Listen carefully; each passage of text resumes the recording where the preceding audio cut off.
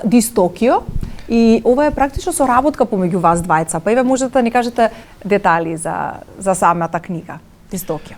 Да, Дистокио е едно ново издание кое што е од оваа година и е проект што го работиме со Зорија заедно. Во таа смисла што јас го работам визуелниот дел, ликовниот дел и во овој случај се работи за фотографии кои што се изработени со мобилен телефон, фотографии се направени со мобилен телефон и се многу графички обработени и целата графичка обработка ја правам на мобилен телефон. И се станува збор за glitch art или уметност на што изгледа како нарушени слики или како оштетени дигитални фајлови. Но тоа се прави намерно за да се постигне некаков ликовен ефект или некаква порака.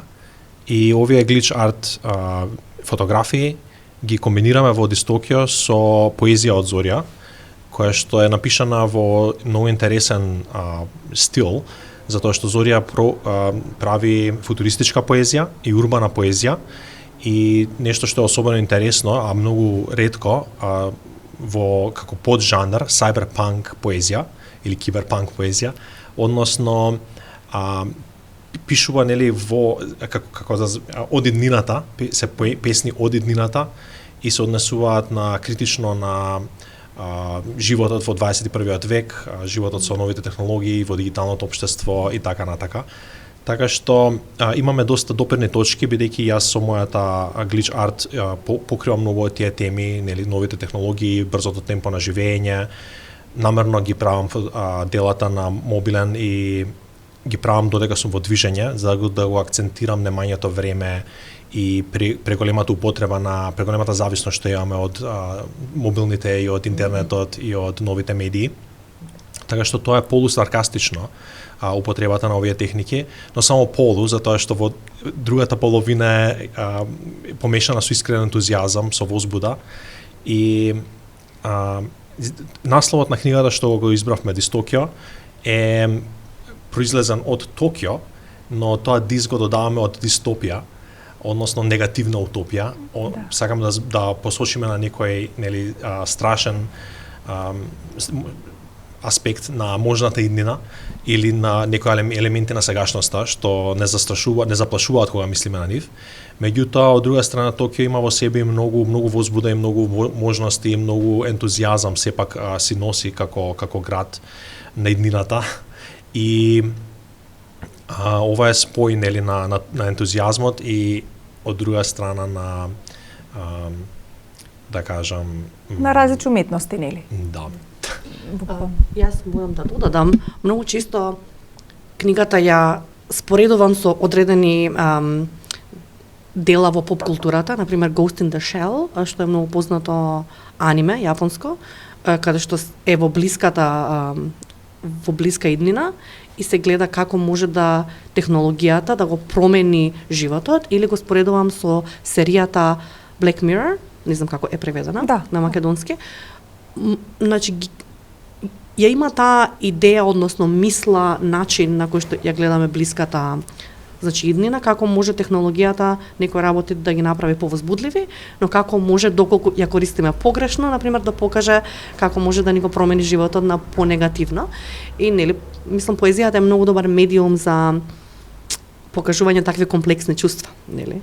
И затоа песните се sci-fi футуристички малку, како што Симон спомна, некои се говорителот е веќе во иднината, некои има нови зборови, каде што да речеме претпоставуваат како ќе се развие јазикот, бидејќи нели песни од иднината би требало да имаат зборови што не ги препознаваме, па има во себе некакви нови технологии, точно, намерно измислени зборови, QR кодови каде што песната мора да ја дочиташ онлайн и така натаму, така што користиме и некои такви интересни елементи, читајќи мултимедиски на многу начини. Така. Како е Јапонија кога станува збор технологијата? Знаеме дека тие се, да речам, од нас многу понапред, нели, во секој поглед, но кои се вашите искуства, како таму се користи технологијата?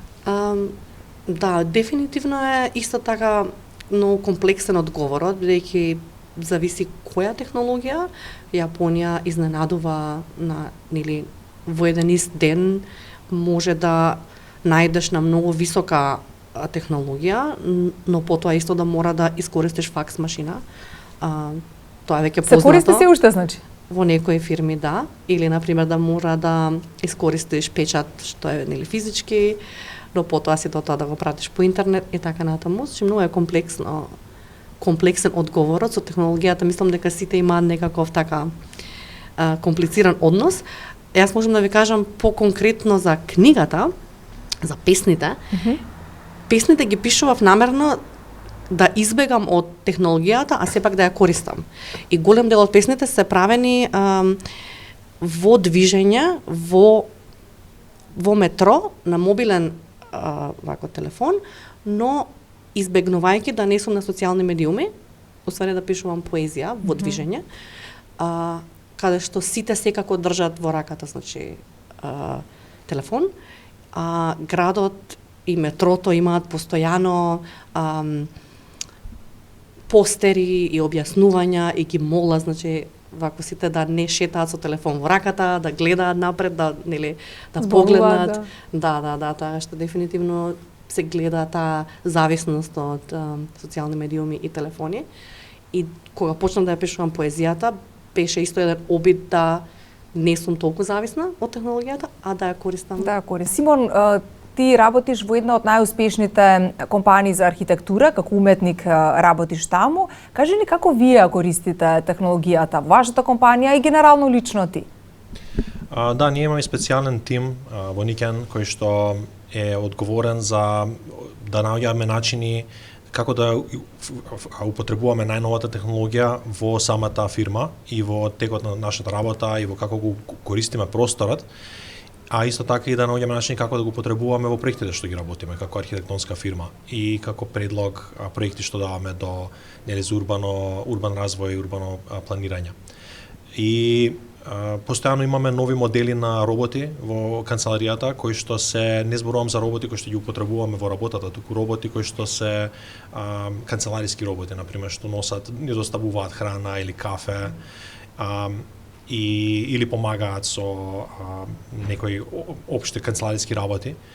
И мене ми е смешно затоа што еден од слоганите е Robot Friendly Office, канцеларија која што е пријателска кон роботи, меѓутоа смислата на тоа е не дека сме непријателски кон луѓе, туку е дека се зема во обзир како да се оптимизира просторот за да можат роботите ефикасно да работат, да ни помагаат за се што е потребно. И исто така постои големо движење да се прави поголема свесност за колку тоа е нели се одразува на зголемениот трошок на енергија, бидејќи роботите користат дополнителна енергија, меѓутоа ние правиме големи напори со нови апликации, со AI технологиите, со нови сензори, како може да се намали потрошувачката на енергија во целата зграда и сите светла и air condition е автоматски контролиран од тоа каде колку луѓе се задржуваат или каде има потреба. И кога нема во некој дел потреба, на пример, ако нема многу луѓе присутни, системот сам го намалува вентилацијата или светлото за да се заштеди на енергија. И сите можеме да имаме увид во сите тие податоци, каде што можеме да видиме колку секој ден сме заштедиле енергија или нели како тоа се одразило на нашата carbon footprint. И со поените што ги добиваме некаква награда како добро денеска заштеди многу енергија, можеш да пиеш кафе бесплатно. Па многу интересен начин на како сето тоа функционира. Ова е веќе од друг аспект. Ова е веќе утопија. Да. Утопија, значи начин на добро користење на технологијата. Да. Да, и постои тука и нели многу свесност дека иднината не е во тоа технологијата да ни изолира од другите луѓе, нели не да се затвориме за VR сет и да се изолираме, да се оддалечиме од другите и самата комуникацијата да ни оди преку вештачка интелигенција или онлайн, туку напротив има голем напор, нели роботите ни помагаат со работите кои што не треба помош, но гледаме колку што може новата технологија да користиме на начин кој што ќе не охрабри да поминеме повеќе време со луѓето и повеќе време здружени и повеќе време на отворени во природа. Уствари не гледаме технологијата да ја користиме да оддалечи од природата, туку да ни овозможи да се вратиме повеќе нели во повеќе време да поминеме надвор, на ден и со луѓето. Така што тоа е нели некоја нова тенденција во Јапонија и мене тоа ме радува што имам прилика да работам на такви проекти. Да. А јас можам да додадам дека исто така книгата намерно е во принт, бидејќи многу луѓе ме има прашано дали ќе биде дигитална, бидејќи нели се зборува за гличови, дигитални, значи технологии, cyberpunk, поезија, но ние сакавме да се печати и да има со неа, значи настани намерно, затоа што нели повторно тоа што Симон го кажа, дека сакаме и технологијата, и поезијата, и културата да е сепак еден повод за да поминуваме време заедно. Така. Што е многу добар момент да кажам дека, значи, за книгата често ни организираме поетски читања и со Tokyo Poetry Journal, значи исто време организираме многу разни. Јас ги викам поетски читања, но мислам дека тоа ствара друга слика на читање каде што чита еден и на другите им е досадно. Кога викам поетски читања, да се повеќе поетски перформанси,